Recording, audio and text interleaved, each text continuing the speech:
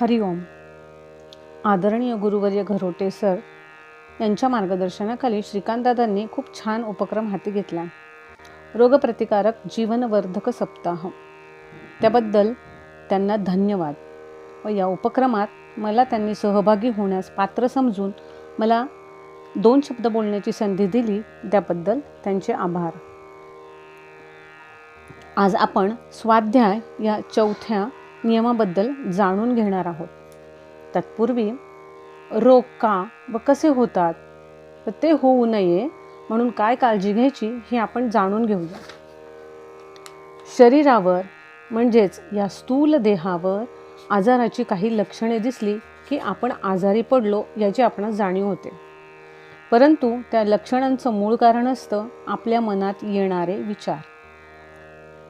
हे वाईट विचार आपण कुणाला तरी बोलल्यानंतर आलेले असतात किंवा कोणी आपल्याला दुखावलेलं असतं म्हणून येणारे असतात.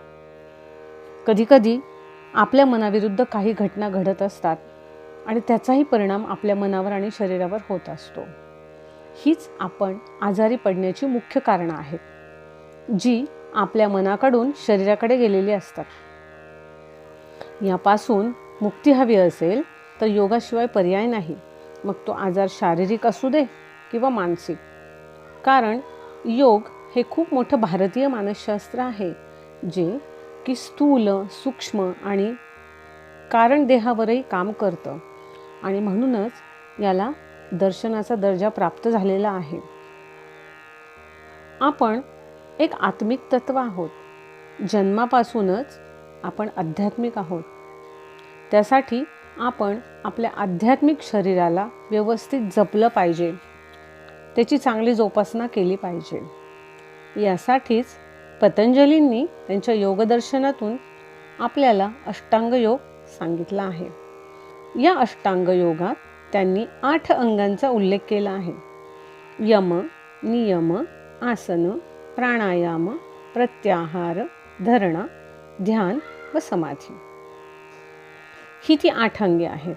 या 8 अंगांचे पालन निष्ठेने व सातत्याने केल्यास मानवी जीवन आनंदी, सुखी व समाधानी होण्यास निश्चितच मदत होते.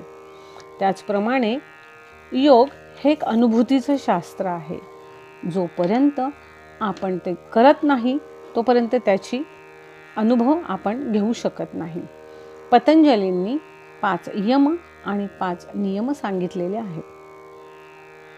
पतंजलींनी सांगितलेले हे यम आणि नियम अतिशय परिपूर्ण असे आहेत. म्हणूनच त्यांनी या यमनियमांचं पालन सुरुवातीला करायला सांगितलेलं आहे. कारण जन्माला येतानाच आपण एक असामान्य गोष्ट घेऊन आलेलो आहोत, पण ती असामान्य गोष्ट आपल्याला माहीत नसते. म्हणूनच आपण दुःखी असतो, कारण त्या असामान्य गोष्टीबद्दल आपण अज्ञानी असतो. आणि हेच अज्ञान ज्या क्षणाला दूर होईल तेव्हा तुम्हाला त्या असामान्य गोष्टीची, त्या ज्ञानाची जाणीव होईल, त्याची अनुभूती येईल. त्यासाठीच आपल्याला स्वाध्याय करणं गरजेचं असतं. स्वाध्याय म्हणजे काय? एकच गोष्ट वारंवार करत राहणं जी आपल्या हिताची असते. त्यासाठीच पतंजलींनी अष्टांग योगाची सुरुवात ही यमनियमांनी केली आहे, ज्या योगे आपण हे अज्ञान दूर करून आपण त्या ज्ञानाच्या मार्गावर पुढे पुढे जाऊ शकतो. मनुष्य हा समाजप्रिय प्राणी आहे. व्यक्ती मिळून समाज बनत असतो. समाजात व्यक्ती तेवढ्याच वृत्ती असतात. हे समाजात वावरताना आपल्याला जाणवतंय.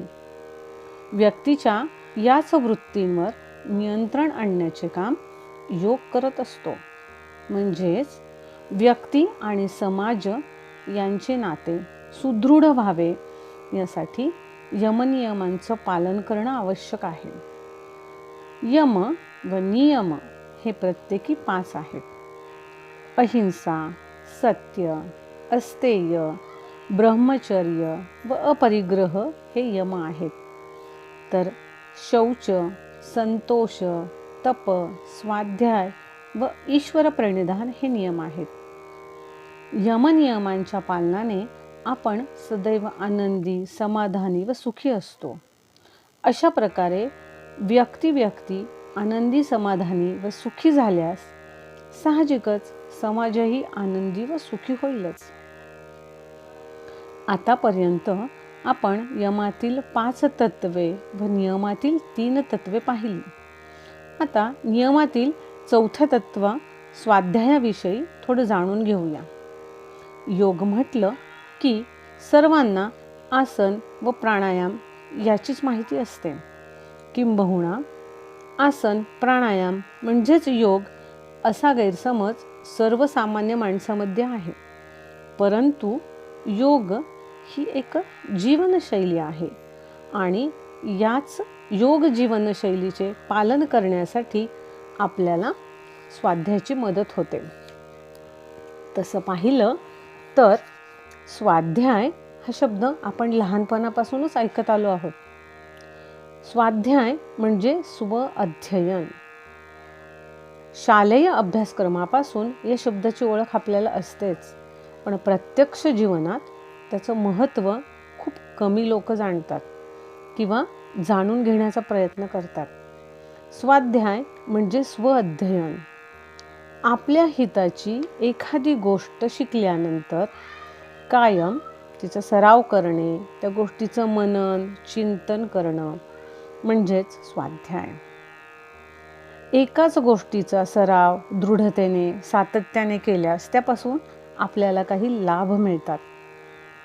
म्हणजेच आपण ज्या गोष्टींचा सराव करतो ती गोष्ट सातत्याने केलेलं आपल्याला त्याचे जे एंड इफेक्ट असतात, म्हणजे आपलं जे लाईफमधलं एम असतं ते आपण परिपूर्ण करू शकतो. परंतु आपलं हे जे एम असतं ते लाईफमधलं भौतिक सुखातलं एम असतं. परंतु आध्यात्मिक जीवनामध्ये आपलं एम काय हे कदाचित ह्या अज्ञानामुळे आपल्याला कळतही नाही. त्यासाठी स्वाध्याय जर आपण सतत करत राहिलो तर पतंजलींनी सांगितलंय की त्याची प्रचिती आपल्याला काय येते, तर स्वाध्यायात इष्टदेवता संप्रयोग. म्हणजेच स्वाध्याय या नियमाचे दृढतेने आणि निष्ठेने आचरण केल्यास आपले भेट आपल्या इष्टदेवतेशी होते. आपल्याला त्या इष्टदेवतेचं दर्शन घडतं, त्याच्याशी आपलं मिलन होतं. प्रत्येकाच्या मनामध्ये कोणती तरी त्याच्या आवडीची इष्टदेवताही असतेच, कारण प्रत्येकजण स्वभावताच मूलतःच श्रद्धावान असतो. आपल्या इष्टदेवतेचे दर्शन व्हावे, त्याची भेट व्हावी असे प्रत्येकाला वाटते. त्या इष्टदेवतेचे सतत नामस्मरण, ध्यान, चिंतन, निधिध्यासन केल्यास आपण अंतर्मुख होतो. त्यामुळे मनाची विलक्षण एकाग्रता होते. मनाच्या अंतर्मुखतेतून, प्रचंड एकाग्रतेतून आपल्याला आपल्या इष्टदेवतेचे दर्शन घडते. यासाठी आपल्याला आपल्या इष्टदेवतेच्या दर्शनाची आस लागणे महत्त्वाचे असते. मनाची ही प्रचंड एकाग्रता, सर्वांगीण संपूर्ण अंतर्मुखता स्वाध्यायाने साध्य होते. त्यामुळे आपण बहिर्मुख होण्याचा प्रश्नच उपस्थित होत नाही. बहिर्मुखता नसल्यामुळे दुःखाची निर्मिती होतच नाही. आपले जीवन सुखी, समाधानी व निरोगी होते. हे मनाचे शक्ती सामर्थ्य केवळ स्वाध्यायानेच प्राप्त होते. त्यासाठी नित्य अष्टांग योगाचा स्वाध्याय आवश्यक आहे. अष्टांग योगाचा हा स्वाध्याय अहोरात्र चालूच असतो. म्हणजेच यमनियमांचे पालन आपण क्षणोक्षणी करतच असतो. फक्त त्याची अनुभूती घेणे गरजेचे आहे. दैनंदिन जीवनात काही मिनिटासाठी आसन प्राणायामाचा अभ्यास सातत्याने करावा. यम, नियम, आसन, प्राणायाम यांच्या नियमित स्वाध्यायाने इंद्रिय निग्रह होतोच, त्याची प्रचिती आपल्याला प्रत्याहारात येते. पंचज्ञानेंद्रियावर नियंत्रण यायला लागते. धारणा ध्यानाद्वारे मनाची एकाग्रता, एकतानता निर्माण होते. ईश्वराच्या नाममंत्रादिकांचा जप करणे, वेदांगाचे यथाशक्ती अध्ययन करणे, ओंकार जप धारणा करणे, त्यातून बुद्धीला कुशाग्र बनवून आत्मदर्शनाची योग्यता करणे, त्यासाठी शास्त्राचे व ग्रंथाचे अध्ययन करणे, या सर्वांचा समावेश नियमित स्वाध्यायात होतो. आपल्या जीवनशैलीमध्ये स्वाध्यायाचा अभाव असल्यामुळे अनेक संकटांना आपल्याला तोंड द्यावे लागते. आजच्या धावपळीच्या जीवनात खूप नाही, पण कमीत कमी 20 ते 30 मिनिटे आपण आपल्यासाठी निश्चितच देऊ शकतो. त्या 20 ते 30 मिनिटामध्ये प्रार्थना, पूरक हालचाली, सूर्यनमस्कार, काही आसने, प्राणायाम, ओंकार ध्यान, कपालभाती व अग्निसार यासारख्या शुद्धिक्रियाही आपण करू शकतो. फक्त त्यात निष्ठापूर्वक सातत्य हवे.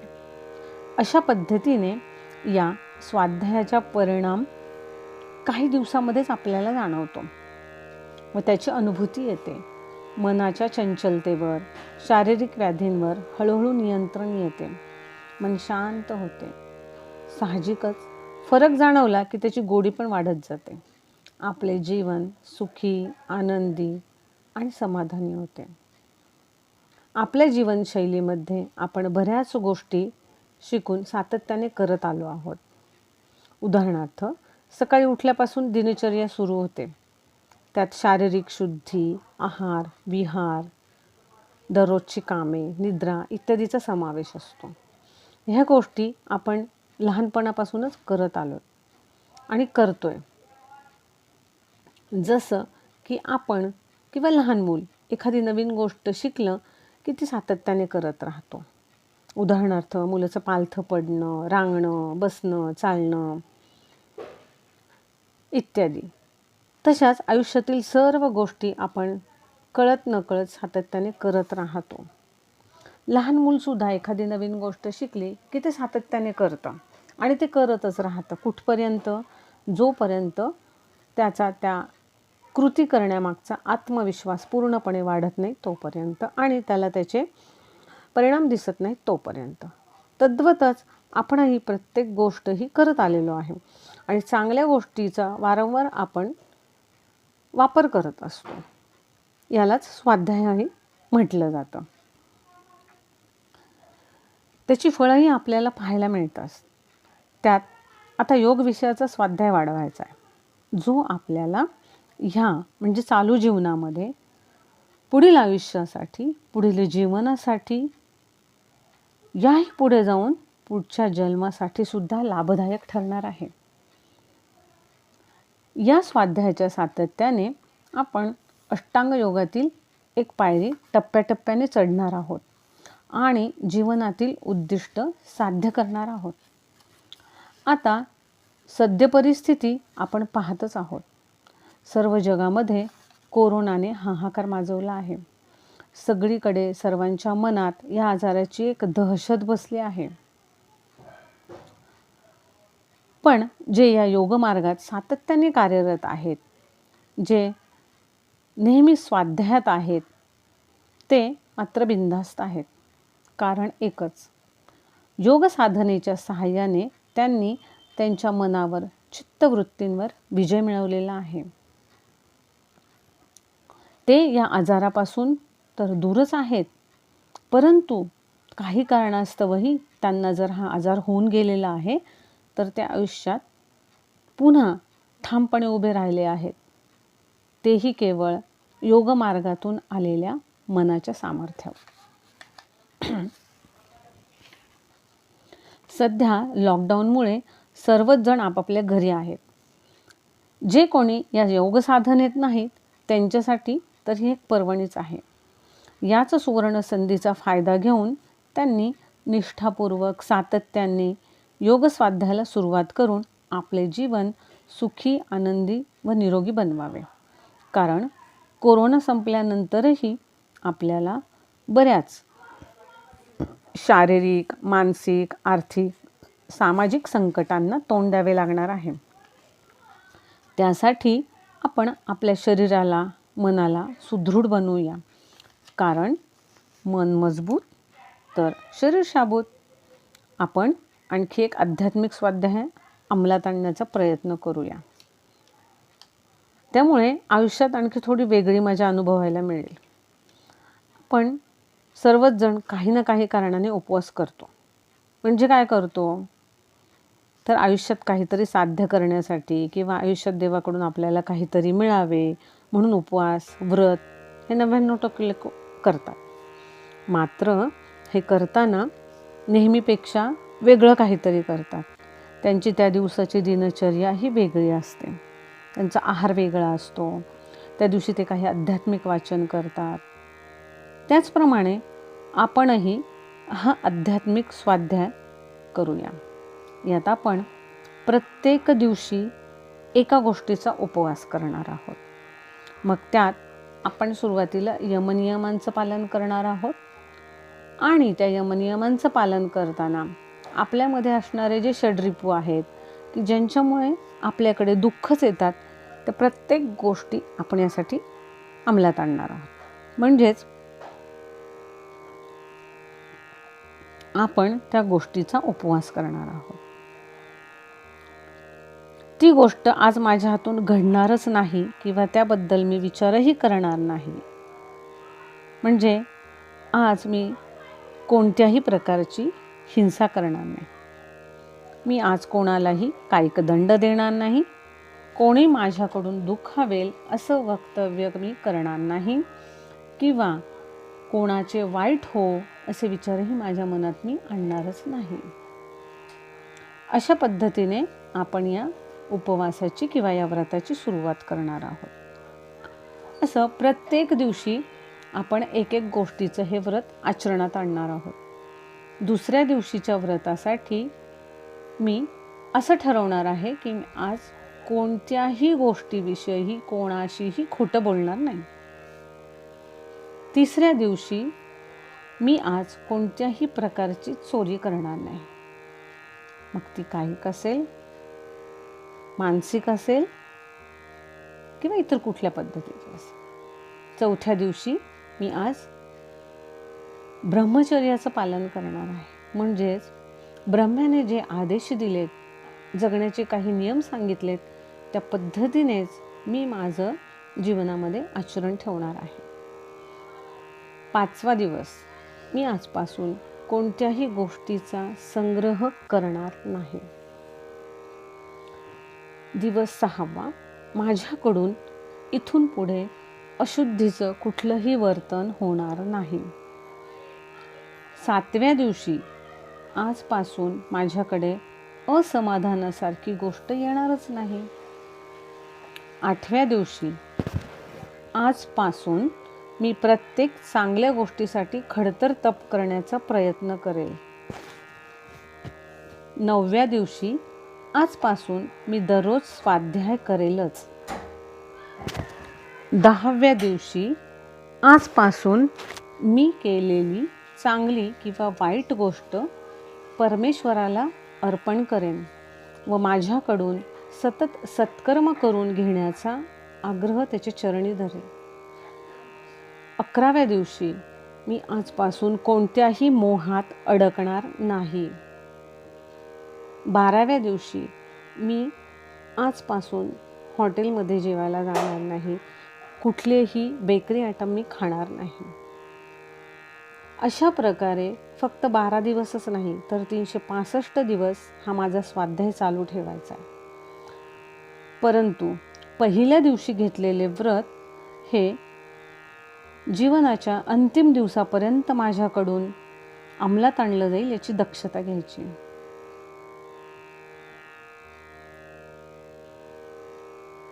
चला तर मग आजपासून आपण या स्वाध्यायाला सुरुवात करूया. अशा स्वाध्यायाने काय होणार आहे तर निश्चितच आपल्या कर्माशयाचा साठा कमी कमी होत जाणार आहे आणि आपण आपल्या अंतिम तत्वापर्यंत म्हणजेच कैवल्यापर्यंत जाण्याचा प्रयत्न करणार. हरिओम.